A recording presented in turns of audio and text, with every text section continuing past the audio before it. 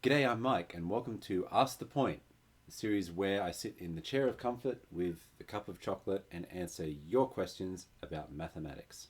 So today we're actually going to answer two questions on the same topic, both sent to us from Facebook. The first one comes from Joe, who asks, imaginary numbers, what? Yep, fair enough. And the second comes from Ben, who asks, what makes unreal numbers so unreal, and why are they so useful if they're not real? Okay, so this goes under the topic of complex numbers, which we'll actually be looking at during our regular series. But before we get to what complex numbers are, we've got to address the unfortunate name that they've got. So, firstly, up until the 18th century, we didn't really talk about positive and negative numbers. We talked about real and fictitious numbers. The idea being that while I could have 1 cupcake, 10 cupcakes, or even half a cupcake, the idea of negative cupcakes was crazy and ridiculous. So even though negative numbers could be used in calculations, they were nuts. But there is a place for negative numbers in the real world, because I could have negative cupcake if I owed you a cupcake. Not that I have any cupcakes to give you. But we don't call negative numbers fictitious anymore, so they don't have to carry around that, well, they're useless label with them. Imaginary numbers, on the other hand, well, strictly speaking, every single number is imaginary, in the sense that I can't pick one up and show you. Numbers are ideas, extremely powerful ideas, but they're not tangible things, just like happiness. Powerful idea, not something I can pick up and show you. Of course, I could show you 3 books or 3 spoons, but that's not 3. That's a bunch of spoons and a bunch of books. 3 is the idea that there is something in common between these spoons and these books. So with that in mind, every number is imaginary in the dictionary sense.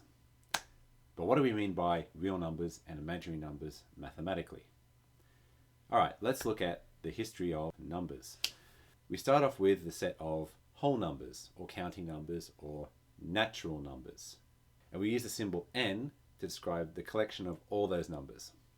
Numbers that you can use for counting your cupcakes. And we can line these natural numbers up in a line. 0, 1, 2, 3, and so on. 0 may or may not count, depending on which mathematician you ask. And for a while, everything was good. You could take any 2 whole numbers and add them to get another whole number. You could take any 2 whole numbers and subtract them to... problem. Okay, so sometimes this gave us equations that we couldn't solve using the numbers we had at hand. So what do? Well, we invent new numbers specifically to solve that previously unsolvable equation. Great, make them up, see what happens. This is a common theme, so be ready for it when it comes up with complex numbers. So we add in all the negative numbers, and now we have the set of integers. The set of integers gets labelled by the letter Z for Zahlen, the German word for numbers. Fun fact. Now, historically, we didn't go from whole numbers to negative numbers first. We went from whole numbers to rational numbers. But with the benefit of several thousand years of hindsight, we're going to do it this way. Negative numbers we can line up going the other way next to the natural numbers. Okay, once you've got negative numbers in place, no more worries with subtraction. Add any 2 numbers, subtract any 2 numbers, always get a sensible answer. Fantastic. Multiply any 2 numbers, great. Divide any 2 numbers. Well, here's another problem.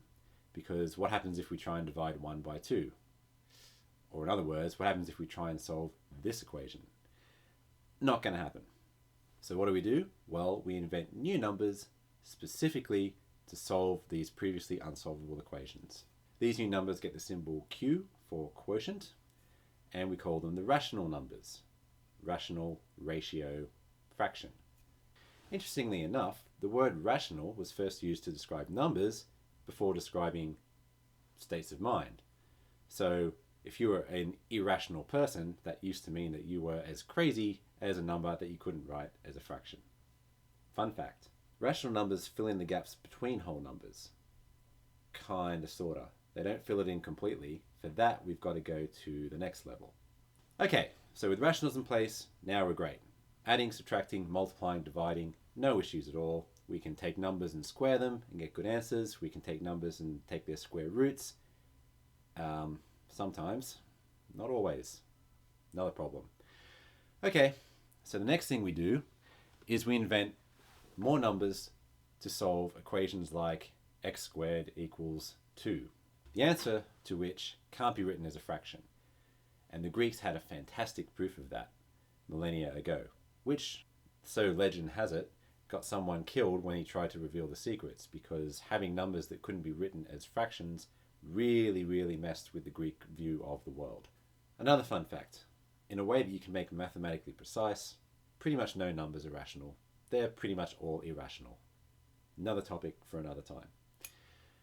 Okay, but once we have these numbers, the rational ones that you can write as fractions, and all the ones that you can't write as fractions, the irrationals, we call all those numbers together the real numbers, symbol R. This one actually makes sense. With the real numbers, we've completely filled in the number line. Every number corresponds to a point on this line, and every single point on this line corresponds to a real number. Completely filled up. Okay, so the final step in the process. Now we can add, subtract, multiply, divide, square, square root, cube, cube root, so on and so on. Any number at all, right?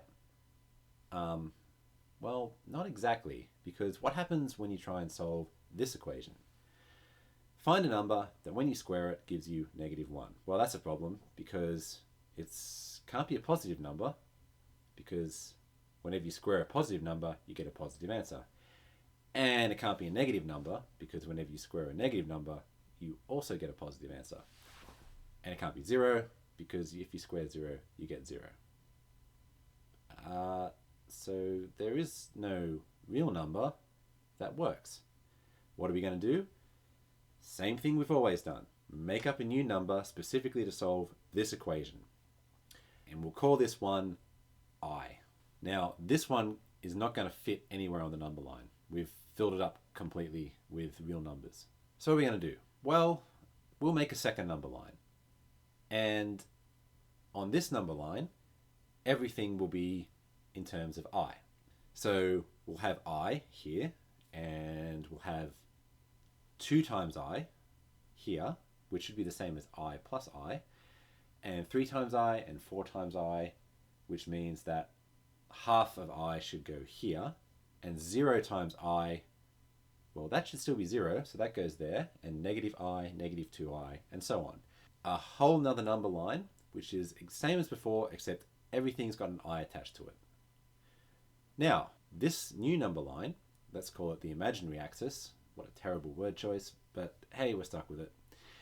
And the real number line have one number in common, 0.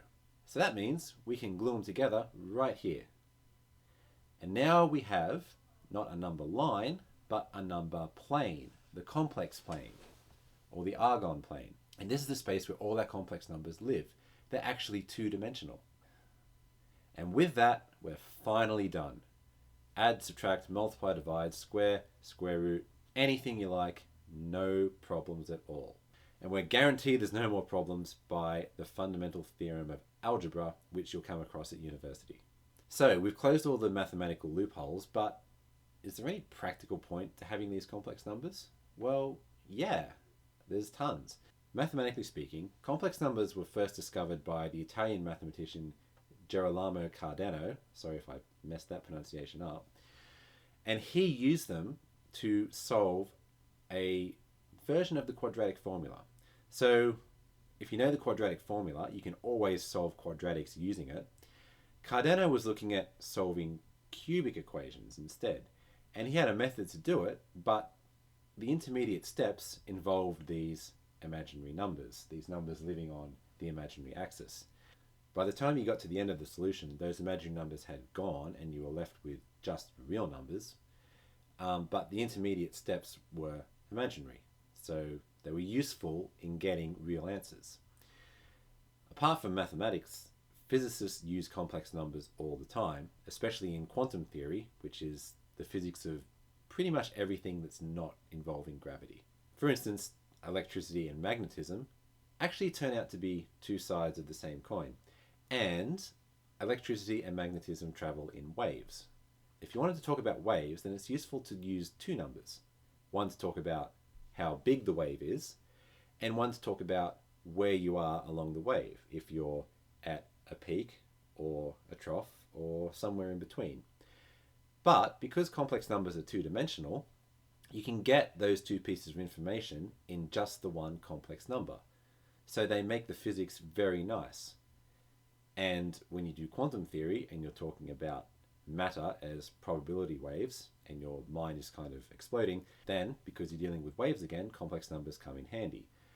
Even more practical than that, when electrical engineers are designing circuits to carry electricity and magnetism, they make heavy use of complex numbers for the same reason, because you can talk about the amplitude, the size, and the phase, where you are, of a wave with just the one complex number. And since electrical engineers use it to design circuits, they also use it to design integrated circuits or computer chips. And think about how many devices right now around you use computers.